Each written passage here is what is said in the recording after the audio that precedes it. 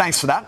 Well, a good publicity stunt can make you sit up and take notice of even the craziest of products. And some of the best ones take a big risk with their ideas. But if that risk doesn't pay off, it can be a PR nightmare. Let's take a look. London's Waterloo station was swamped by punters this week when Colgate offered to swap any old electric toothbrush for their new $270 model. But supplies, which were meant to last 4 days, ran out in under 2 hours, leaving the brand to apologise to a very angry public. But Colgate was certainly not the first brand to suffer an epic marketing fail.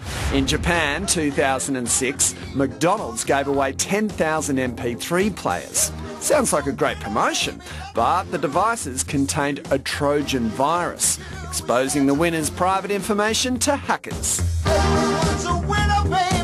When Qantas decided to embrace the social media age, they tried to get Qantas Luxury trending on Twitter. It went viral all right, but for all the wrong reasons. The hashtag was hijacked by members of the public and their own staff, unhappy with the flying kangaroo moving jobs offshore. Needless to say, the campaign was quickly shut down. Did you hear that music? Yeah. It seemed like a good idea at the time. At the time, yeah. All right, so how do so many companies get it so right and others so wrong? Matthew Bywater and Tim Burrows are here giving us the lowdown. Tim, we'll start with you. How hard is it to create a successful publicity stunt? The thing is, most publicity stunts we never hear about. The vast majority just kind of fade away. Then you get a few that are hugely successful, and those are the ones that get celebrated and win awards. And then, of course, you have the PR disasters, which are the ones that we end up talking about in things like this today, where something goes wrong, it goes out of control.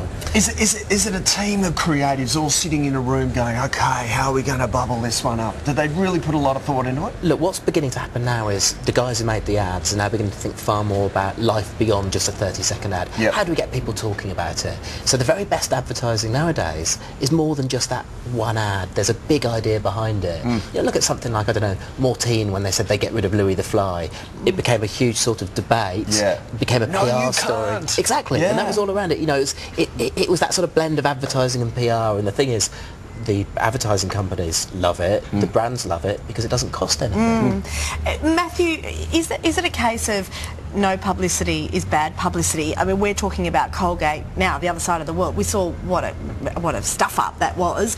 But is there some value in it for the companies when something like this happens, or does it just create really bad brand? It depends how they want to respond, and I think what happens to a lot of companies, they forget that social media is about engagement. It's about people living in the here and now.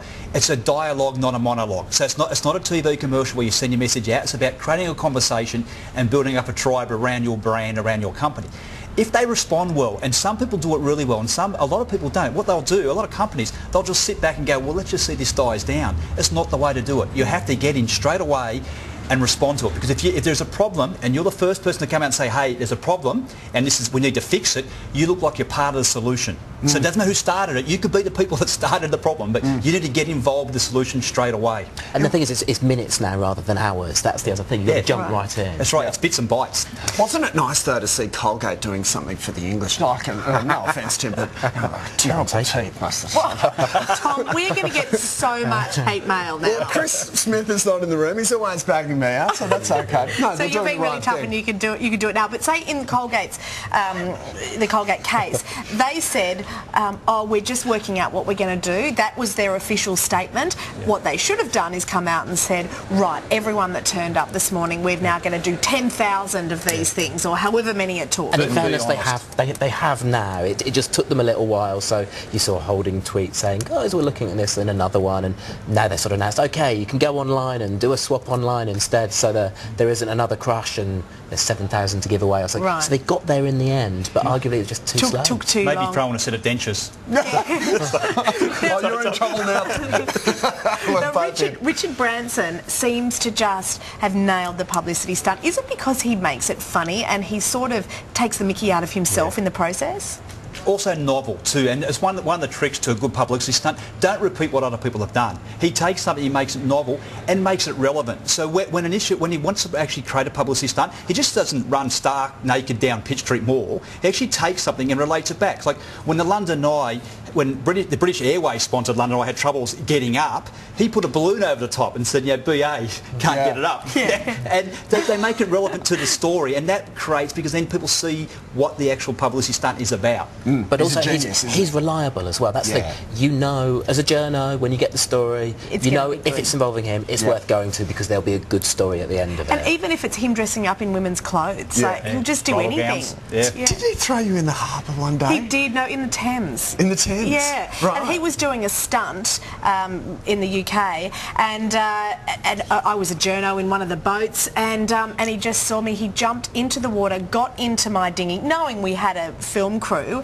got in, started doing this interview. He was the hottest thing around then, especially, and then picked me up, threw me into the drink, then jumped in, helped me get back out. I mean, he's just awesome at that sort of stuff. He was just brilliant. And then when I was sitting there dripping wet, mascara all down my face, oh, there it is there. How did they get that up so quick? Is that because you knew? Yeah. And I got this fantastic interview out of him, and look, we're still replaying it. It's great footage. It's really great footage, isn't it? Isn't he a good man? That's he does hilarious. it well. All right. Thank you, Matthew. So much. Thank you, Tim. Thanks, Tim. Thanks for coming in.